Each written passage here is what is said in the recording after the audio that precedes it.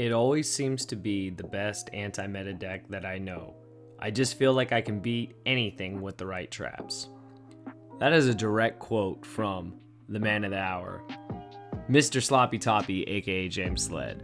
What's going on, you guys? Slim here with a new video today, and yeah, we're here to talk about True Draco. You guys can tell by the title, and not just any True Draco, but one of my favorite players, one of my favorite people, and a very good friend of mine, Mr. James Sled's 6th place True Draco deck profile from the Omaha, Nebraska Regionals.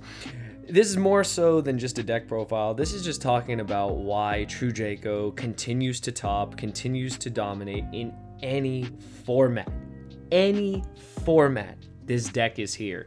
I directly quoted James. I asked him, I said, why True Draco? Why have you not put this deck down? For those of you that don't know, you guys can look on my channel, you can look on Johnny's channel, and you can just find James all over it.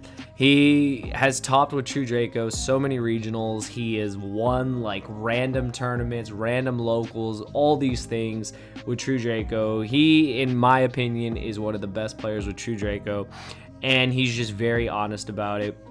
This is the list, like I said, that he used to get 6th place at the Omaha, Nebraska Regional. He ended up losing the first round, okay? And then won 7 straight. That's right. This man went X1 after losing the first round, and he didn't lose another game after that. That's crazy to me.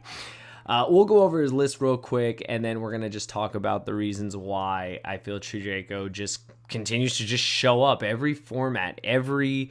You know, it doesn't matter what deck comes out. It doesn't matter if, we get a new game mechanic. It doesn't matter, like Links came out. All these things came out.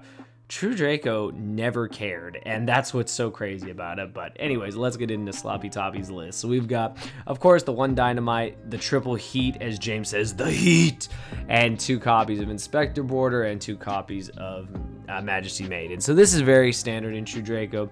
Border is just, I mean, Border is just unfair. Border is just, you can't play Yu-Gi-Oh! And all these True Draco monsters are very simple. 3 carded Demise, because carded Demise is still at 3. This card is nuts. This card says draw 3. This card, if it doesn't get ashed, you just go plus infinite. It's like crazy. The Draco spells, the Draco Phoenix, your Daigusto Emerald, your Diagram, your field to search whatever you want. Desires for consistency. Duality for consistency. You're never special summoning. The Terraforming, because now you only have 4 copies of Diagram. They put Terraforming to 1. The 3 copies of Heritage, just keep drawing more cards. Plus you contribute with these things. I mean, that's just, it's crazy.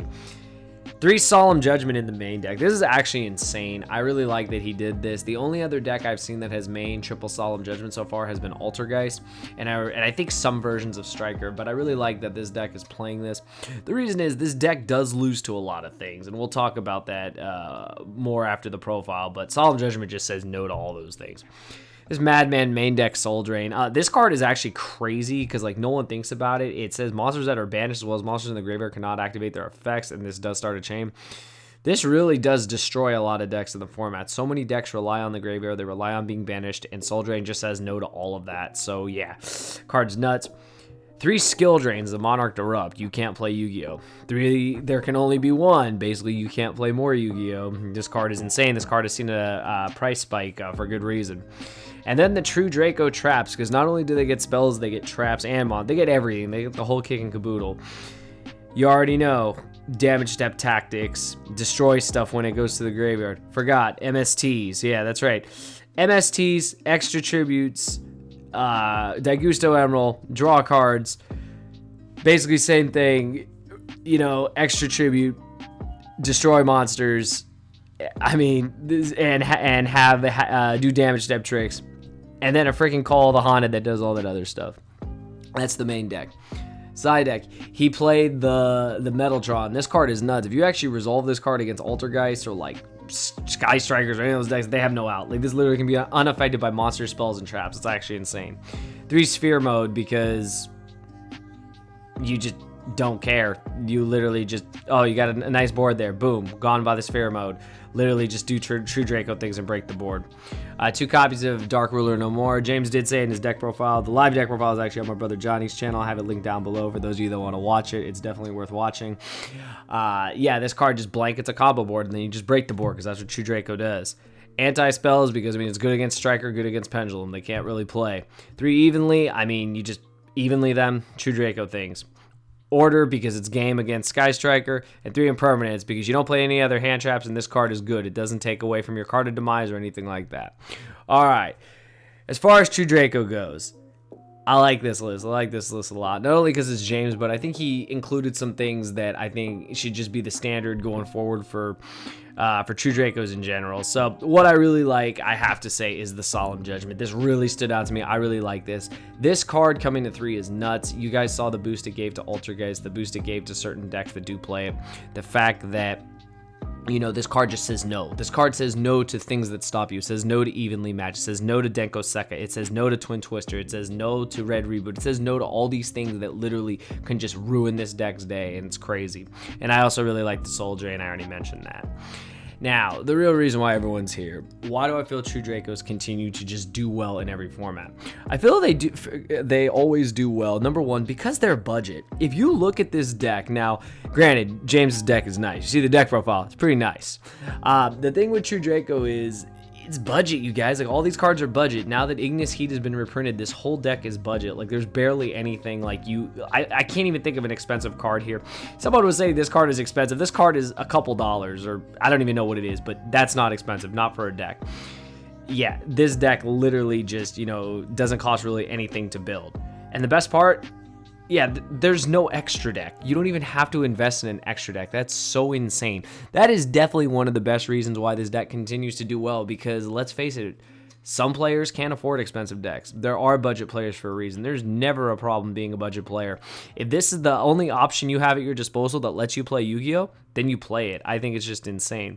Another reason why I feel it continues to do good is the fact that this deck, I mean, hate it or love it, I know most of you will hate it, it just floodgates you and literally just says, you know what, you're not going to be able to play. Now, the funny thing about James's deck is, yes, it does have the usual suspects of Monarch Erupt and There Can Only Be One. But if you look, and I guess Border too, to an extent, if you look, that's it. There's no real other floodgates, I guess Soul Drain. But I mean, outside of that, he's not playing like all the crazy stuff. Like, people were doing summon limits. They were doing summon limits with There Can Only Be One.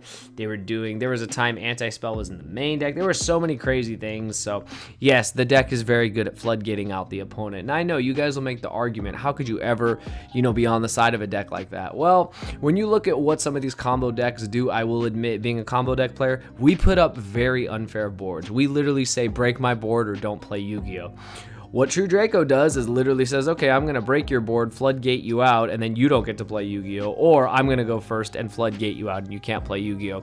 At the end of the day, it's hard to say, you know, which side is correct, but if you look at it, you know, the ends kind of justify the means. So that's how I look at it. I'm not being biased or anything like that. Like I said, I am a combo player, but I can admit that, you know, some of the boards that get put up are insane.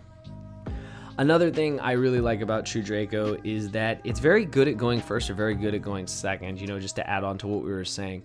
The deck will always, a deck that can go first or second in Yu-Gi-Oh! And do well is going to do well in any format. It's going to see success because that's what a Yu-Gi-Oh! Deck is all about. If your deck can only go first and not play going second, you lose a die roll, you go second, that sucks. If your deck is only built to go second, you lose a die roll or you win a die roll and someone just tells you to go first, you know, and you know what I mean. You're not able to fundamentally play the game at all aspects. You want to be able to play every single time that you sit down, whether you're going first or second, and I think True Draco is very good at doing that. And another reason why I feel this deck continues to dominate in the format is, or just any format in general, is like James said, this is without a doubt one of the best anti-meta decks, one of the best anti-meta strategies.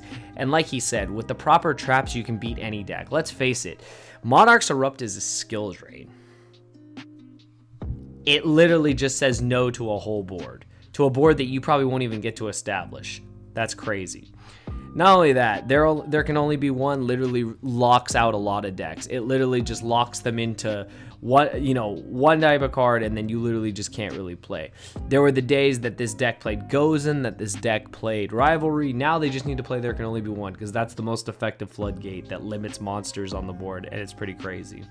There are so many reasons why this deck does well. Another thing is that Its side decking is pretty straightforward. You don't need to take anything away from your True Draco strategy. You're not special summoning, you're not doing anything like that.